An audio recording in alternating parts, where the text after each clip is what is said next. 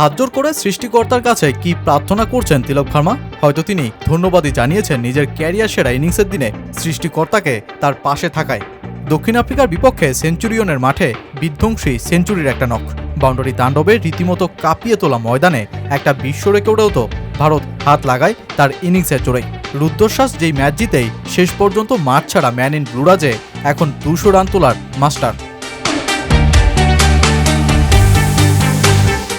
সিরিজের সমতায় থেকেই তৃতীয় ম্যাচে যাত্রা দুই দলের। তবে সঞ্জু স্যামসন প্রথম ম্যাচে সেঞ্চুরি হাঁকিয়ে পরবর্তী 2 ম্যাচে হাঁকান ডাক। সঞ্জু না পারলেও সমালোচনার জবাবটা দিয়েছেন অভিষেক শর্মা ঠিকই।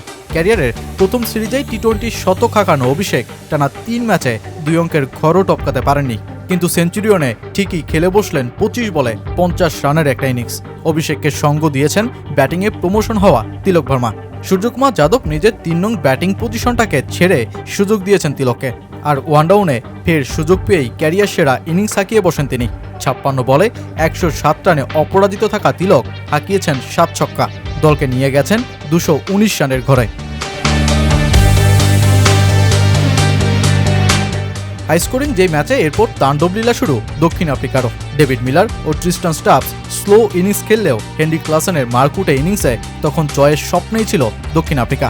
শেষ দিকে মার্কো জনসনের 17 বলে তাণ্ডব চালানো 54 রানের ইনিংসে সেই জয়ের স্বপ্ন আরও প্রবলভাবে দেখেও শেষ পর্যন্ত জয়চ্যুত মিস করে দক্ষিণ আফ্রিকা।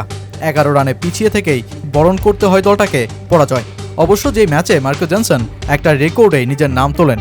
ভারতের বিপক্ষে একজন দক্ষিণ আফ্রিকান হিসেবে দ্রুততম 16 বলে 50 রেকর্ড যেমন করেছেন, তেমনি দেশটার টি-20 ইতিহাসের দ্রুততম অর্ধশতকও এটি।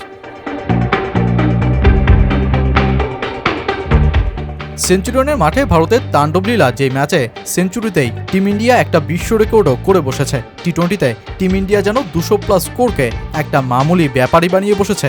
দক্ষিণ আফ্রিকার বিপক্ষে এই ম্যাচ সহ এবছর ভারত মোট 8 বার 200+ স্কোর করেছে, যেটা এক ক্যালেন্ডার ইয়ারে যে কোনো দলের চাইতেও সেরা। দ্বিতীয় রেকর্ডটাও ভারতের। 2023 সালে 7 বার এই কীর্তি করেছিল দলটা। একই বছর জাপানও করেছিল 7টি 200+ রানের স্কোর। সব মিলিয়ে এবছর এটা ভারতের 23তম টি-20 জয়। মাত্র 2 ম্যাচে দলটাকে হারাতে পেরেছে জিম্বাবুয়ে ও দক্ষিণ আফ্রিকা। এই টিম ইন্ডিয়া জয়ের ধারাবাহিকতায় রীতিমতো চমকেই দিচ্ছে দিনকে দিন।